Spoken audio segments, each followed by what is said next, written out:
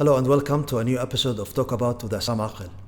Today we have a young gentleman who's into flying. Let's check it out.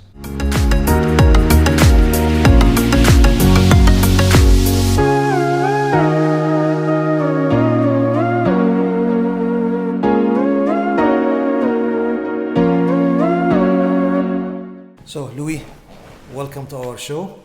So was that you? Yes, it's me recording. Okay, you're recording. Okay, And how high were you up there? On that day, last Friday, we were about 2,000 meters high. Wow. 2,000. Wow, that's amazing. Higher than usual, but... Okay. So how long you been doing that? Well, I first got introduced to the sport almost since I was a baby, because my dad was an instructor for a long time. And I started working with wings when I was around about 12. And I did my first flights about 5 years ago when I was 14 or 15. So, officially at 14. Officially at 14 first flights, but was been working with wings on the ground since I was 11, 12. So you know all the sort of technical aspects of them? Yeah, a bit too much. A bit too much? So you can create one now and downstairs in our garage? I wouldn't trust the flight, but I could create one. Okay. But I trust you, so I could use that. Of course. Okay. So what got you, okay, so your father is a... Yeah, so he learned to be, I come from Belgium, I'm from Belgium, and he first started flying about 18 years ago, when he first learned it himself. As a hobby he learned it, or as a hobby? As a hobby. As a hobby. Back in Belgium? Back in Belgium. Okay. And then he came over to Dubai around about 16, 15 years ago, and after being a while here, he noticed that a lot of people here, you can learn the sport off of YouTube technically. You can learn driving a car off of YouTube as well, but it doesn't mean you'll be the best driver. And he saw a lot of people who were flying here weren't exactly flying the safest manner or knowing exactly the right maneuvers and the right steps to set up your wing and to launch and to land and everything. And accidents happen because of that. It was giving the sport a bad rep in Dubai at the time. Okay. So he decided he flew over to Spain and he did an instructor course. So he went to be an instructor himself. And he's been an instructor for 14 years now. So he came back to Dubai and he was basically the first instructor in Dubai in the UAE, paramotor instructor in the Middle East, and basically the first Middle East paramotor instructor. And he, over 10 years of teaching by himself out of the back of his car, driving to Gantut and setting up his wing there, he taught over 200, 300 students. 200, 300 students? Yeah. Wow. In Dubai? In Dubai. So now how many people approximately fly? Now, well, active pilots that come, let's say, we do it on a scale of they fly at least once a month, we have at least 100, 150 pilots. 150 pilots. That do at least one flight a month. And then we have regulars who come every weekend to the flying club, and we have at least 30 regulars who come every weekend. And you also provide certifications for people who come, and if I want to be a trainer, an instructor, can I be an instructor? Well, it requires 300 hours of flying. 300 hours flying. So it takes another 10 years? 300 hours depends how much you fly. You can fly 300 hours in 1 year if you like. And it also, you have to go to do an instructor course. We don't do instructor courses ourselves. Okay. We're not yet at least. So you have to go to another country to do that. But we provide licenses to become a tandem instructor, so it means flying with someone else, and also a pilot. We have our own certificates. So you can be a pilot? You can be a pilot. But would you have to fly from the areas that you guys fly from? Or if someone has his own equipment and his own... Well, most of our pilots have our own equipment because it's always economically more viable having your own equipment. And you can technically fly from anywhere in the desert. Anywhere in the desert. We fly in G airspace. That's the air. We have different airspace: A and B airspace, C airspace. G airspace is the area that we're allowed to fly in as a ultralight aircraft. But it also depends on restrictions because there's G airspace around the airport, but you're not really allowed to fly around the airport. Absolutely. And the same thing. There's a really big military zone in all of Abu Dhabi, a massive military, and you're technically allowed to fly military airspace. Even our flying club is a military airspace, but we have an exception from the GCAA to fly there. So, in terms of most legally, flying around the club up to a lot of, like maybe tens of... So there are no fly zones, like with a drone or anything in any place in the world? It's a lot like flying a drone. Which makes things more safe and more...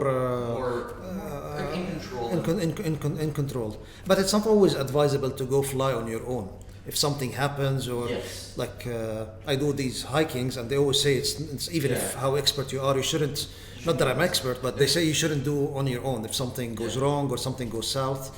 So it's not advisable to do that on your own. Like on your own, but not. Yeah, true. It's always, if you go fly in the middle of the desert and nobody knows you're there, it's also important, like if you are going to go fly by yourself in the middle of the desert, let people know you're there and say, I'll call you by this time, and if I don't call you by then, Something's wrong. something is wrong. Okay. So you set that up. You can call in the middle of the air if you want as well. Just say, hey, I'm fine. Yeah, I'm fine. Exactly, that's the important thing. Flying by yourself is technically, if it's a very good day, the weather's perfectly fine, and there's nothing to where the launch site is nice and everything, there's no risk in flying in itself unless you do something wrong. You do something wrong. Well, if nothing wrong, you purposely push something too far. But apart from that, well, a lot of people fly by themselves, but it's always nicer to fly with multiple people. It's like you have rider groups, like people who go off-roading. People don't go off-roading in groups as well, because it's funner as a group. How far do you, if we fly, let's say together, how many people could be in the same proximity when you're flying? It depends on the skill of the pilot. We are. Let's say, no, we're talking about skilled pilots. Yeah, so we are basically based off of paragliders. We are basically paragliders With an engine on our back. As soon as we turn our engine off, we're paragliders. And if you look at some of the paragliding sites in France, people are flying 100 pilots in maybe 200 meters by 200 meters area, just circling all around each other to climb up in a thermal. So it really depends on the skill of pilots. Sometimes we have 20 pilots all flying in a group together out, and you can even get close to touching your wingtips. I'm an experienced pilot, and I know someone else who's experienced. We can come and we can touch our wings together in the middle of the air, or even one of the persons stands on top of the other person's wing. I've seen it in a movie. I'm not sure which movie was that. Yeah, I know, I'm not sure. But we can do all these things. It also depends on are you confident, and if you're confident of the other pilot, and you don't want a person who just learned to fly trying to stand on top of your wing and coming in through your wing. Yeah. So, but you can fly in as big as groups as you want. But we do, of course, there's of course rules, like you have the right of way, who has the right of way. If two people are coming at each other, you both turn right. So that's something we know in paragliding curriculum, because if one person turns left and the other person turns right, they both turn into each other. So it's always the rule of rights. And the same thing if you go to a converging path, you always give priority to the person on your right. Your right. Yeah. So if two people are coming like this, the person on the left has to move out of the way. Okay. So kind of like the rules of the road, but rules of the sky. Okay, that's amazing. So did you like this adventure or the sport when you started it? Or was it like something when the parents like put someone into piano or into soccer and they don't want, and then they get acquainted with it? How was the feeling when you started at 11, 12 or 14? In the beginning, I really enjoyed the sport. I always loved aviation, and I always wanted to do singing to aviation. It's one of my big loves. And when I was really young, my dad dragged me along, and he came to the morning while he was when I was teaching. I was standing around looking and stuff and learning. I liked the sport. The only thing was annoying. I don't think 10-year-old me really enjoyed waking up at 4:30 in the morning, but that was the only hate of it, the early mornings. But apart from that, I always had a knack for the sport. I always wanted to come, and especially over time, I started learning how to teach myself. I was always wanted to come, and I was ready. 4:30 in the morning, I'm awake. Let's go. But it didn't start like that. Okay. What's your feelings when you go for one of these rides? What do you feel? What do you experience? How do you walk us through the emotions?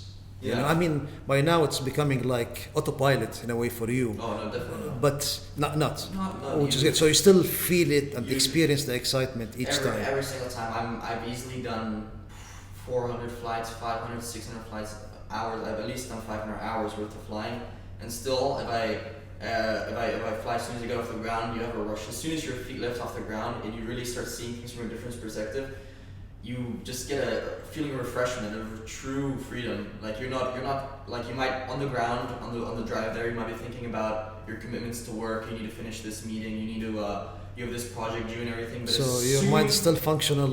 As soon as your feet go off the ground, the only thing you're thinking about is flying. It is truly. There's nothing like it. You can take whatever you want. You will never get the same feeling. As soon as you're off the ground, and you really, because also when you're on the ground, you always see something from the same perspective, out of your level, and that reminds me of everything else you have to do in the day. But because you're on the third person perspective, you look kind of like in a video game. You're seeing everything. You're not related to that perspective of the ground anymore, and it's truly fulfilling. Like Of course, I'm an instructor now, and I teach students, so I don't get to fly that much myself anymore. I'm getting other people in the air. But with me, is like I might not fly for, I've had to not fly for a month because I'm just students after students. But as soon as I just get 5 minutes in the air is enough for me. I don't need to be flying for tours. As soon as I get that 5 minutes of just true freedom, that's all I need. You love it, you enjoy it. I enjoy it. Do people get, I mean, I understand for beginners get anxious, but when you're up there, do people or even instructors get anxious that, let's say, they need to calculate the wind speed, the meters, the height, the coming down, what if something goes wrong? Do they get anxious? Well, we once you gain experience, there's not a lot of calculating.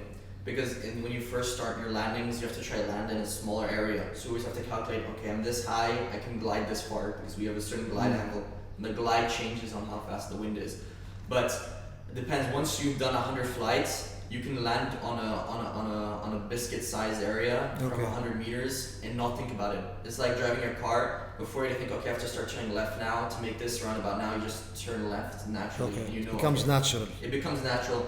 Only thing, after a lot of experience, there's always firsts for everyone. Even a pilot who has 1,000 hours, there's always a first in really bad turbulence. You fly, you see a dust devil appear, saying the first time flying that, because these one in 1,000 time things still happen, even pilots that are experienced. But it's also being prepared for them is most important. If you're prepared, there's never anything to be really anxious about. So it's basically, as you said, paragliding with an engine behind you. So let's say something goes wrong with the engine, you know, you could still paraglide as if you're over a dune or over a mountain, and just go with it and then just control the timing and everything and land. Is that correct? Of course, we are based on paragliders. Our engine is connected to a harness which is connected into our wing.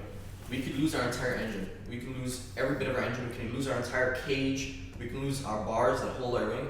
Everything is connected through fabric into your harness. You can lose everything, and then you're truly a paraglider. But our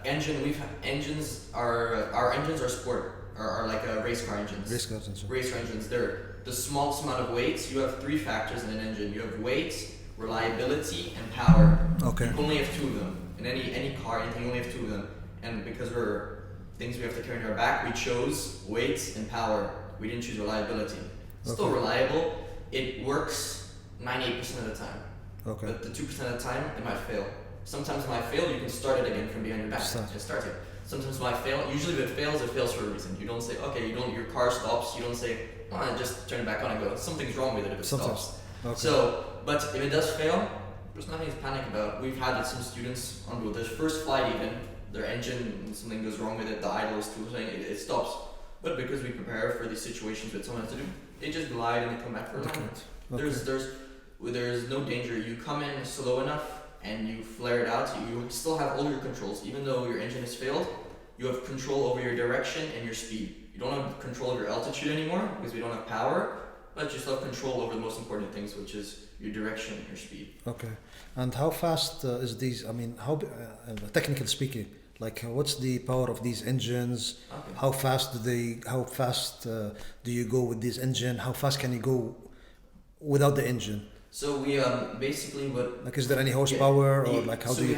We have 3 types of engines usually. It's 80cc. We do them in cc's. 80cc, 130cc, and 185cc. Depends on the pilot, what engine you want. We used to have 250cc's for people who fly very small wings and want to push the limit. You also have we have something called exciters, which is a 2-person paramotor trike, has wheels, and we have that has a 400cc engine to give enough power. But one misconception is power on the engine equals speed. Power does not equal speed. You will fly at the same speed with your engine or without your engine. Okay. Because what happens if you're flying, this is your wing and this is you. As soon as you apply power, it's not like a plane. You don't get pushed forward. You're on a flexible system. It's a pendulum. As soon as you push power, you tilt upwards. Okay. And you release power, you tilt forwards. And you're flying level. So as soon as you put 100% throttle, you don't push your wing this way 100% throttle. You just tilt yourself up and you fly upwards. Your speed does not change depending on power. 100% power, 0 power, your speed doesn't change. Speed is controlled by other systems. We have something called trims, sort of like an aircraft's flaps. You open up your trims, your wing becomes more straight. You fly faster. You close your trims, the back of your wing goes down, creating more drag, you fly slower. So how fast can you go with these different engines and everything? What's the maximum speed? The maximum speed is people set speed records of 150 kilometers an hour with wind behind you. With wind behind you. If you're talking about true no wind, zero wind flying speed, there's people who set records of about 70 miles per hour, which is 100 to 100. Okay. So it really depends. And how high can you go on these? How high you can go? So you run out of oxygen. So it really there is no limit to it. Okay. As you go higher, the atmosphere becomes less. There's less pressure because the pressure, the higher you go. So that's the same thing with aircrafts. Why they have the pressurized cabins, because the outside pressure is too low. So as you go higher, your engine will work less and less efficiently, because let's say it was pushing 100 cubic kilos of air out of the back at 0 meters. If you go up 10 kilometers, the same power will only push 20 because there's less pressure in the air. So basically, there's people who have climbed in full gas masks. They've climbed up to cruising altitude of planes. Of course, it gets cold up there, but it's all possible. But the fun in the sport isn't flying high. It's usually flying low. You'd be surprised. We have the ability to fly, but we like to fly close to the ground, because the higher you go, the less perspective you have. If you're at 1,000 meters or 2,000 meters, you don't notice a difference. You don't see yourself moving because you're so high. You're so high. So the fun is flying low in between things. Of course, that's not the terms of instructing. That's the good things to say. Flying high is the safest thing to do. But in the end, fun flying is always relatively low to the ground. And you get people of different, let's say, ages. What's the age group for, let's say, people who fly these paramotors? So it all depends. Most of it, technically, you have to be 18 to do the sport, and we still recommend you're 18. But of course, if you have the maturity, I was of course younger when I did it. Obviously, I wasn't 18. There's no technical legal age to do the sport. Just to be safe. It's 18, but it's a lot about maturity. If the pilot shows great ground handling for 4 years, this is the kid, and he's perfect at it, and he flies well. Or sometimes the parents say if he gets good grades, I'll let him fly. Let him fly. But it's a lot about maturity. If he can take it seriously, if a kid comes and says, "Oh, I want to fly, I want to go fast, I want to do this," that's not a good candidate to fly. If he says, "I want to take it step by step, I want to be comfortable, I want to fly safely," even if he was 16 years old, 15 years old, he'd be like, "You can do it." That's the way you do it. For age, in terms of max, my dad now is 59, almost 60 this year. He is still, of course, he's a fitter guy, but he's still flying perfectly fine. There's people who are 70 plus paragliders that are still flying. Eventually, as you get older, you might want to transfer to trikes, which are the same thing but on wheels, so you don't have to run so far. But it's the same thing. It's like an engine, but it has a little chassis that goes forward with wheels on it. Wheels. It's the same concept in terms of turning, landing, and everything. It's all the same, but it just has wheels. But we have most people who come are usually in their 20s to 50s or 60s. That age. It's a midlife crisis thing sometimes as well. But that's 40 actually, but not 20s. 40 is about. We have a lot of people who come in from who are like executives and are like people in a higher position coming in like, "Oh, I want to do something fun." Now, when you have to run for at the beginning. Of course. How long do you have to run until, let's say, you start getting off the and does the engine start immediately at full power when you start running? So basically, as soon as you give full throttle, of course you have a bit of a delay. We have hand throttles, by the way. It's like it's a little bar like this, and you squeeze it. It's like a brake. It's like it's a brake, like that, exactly like that. As soon as you give it, there might be a delay of maybe 200 milliseconds, but you'll be on full power in no time. So there's never a problem with the power. Okay.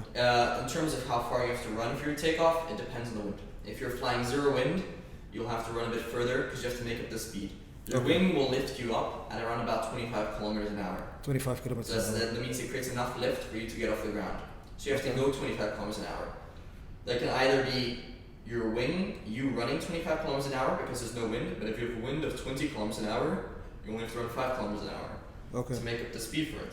So it really depends. And also experience, the more you lean back, you have an engine that pushes. The more you lean back, their thrust is pushing you into the sky. If you lean forward while running, the thrust is pushing you into the ground. So if you lean back, you'll go up. I've done it in relatively higher winds.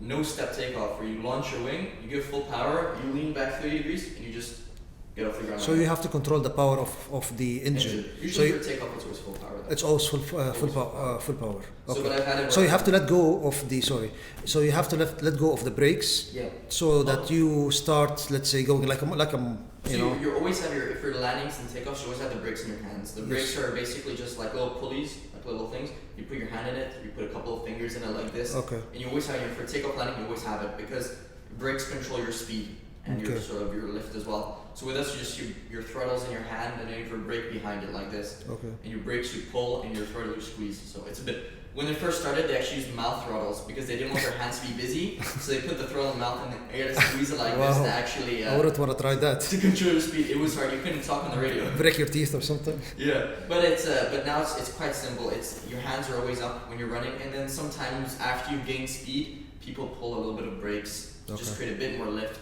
to take off. I've seen some videos when people, let's say, they're flying, then they come to the ground, they take a few steps, and then they go up again. Yeah. I mean, how is that? Is that dangerous? Is that common? No, well, there's always a bit more danger in landing with your engine on. Because with your engine on, we are saying when you're giving no power, your engine is still idling. It's like in your car, if you don't have you're not putting your foot on the throttle, your engine is still idling at 1500 RPM or something just to keep it moving. To be going to power the systems and everything. Same thing with us. If we release the throttle, our blade isn't spinning on the back of our propeller. Our propeller isn't spinning on the back of our engine, but it's still idling. There's a clutch which stops, which makes it spin. Only once there's a certain RPM, the clutch engages and spins the propeller. Okay. So it idles. But there's always an inherent danger of having your engine idling. Because of course you have a throttle in the hand. If you're not experienced and you do a bad landing, and let's say you land on your face and you brace yourself with your hands, you might accidentally squeeze throttle and it starts your engine full speed. People around you are like running away. I don't want to help them anymore. So there's always more inherent danger in landing with your engine on. Usually when we have new students, we always tell them to land with their engine off. So we kill the engine, we have a kill switch. So you just kill it, it grounds the engine, stops it, and you land. There's no danger. You land on your face, you squeeze the throttle, nothing happens. But as you get better and you perfect your landings, you only fail 1 out of 1,000 landings, or you're 100% perfect with landings. There's no danger anymore. Okay. You start there. You can come in, just land.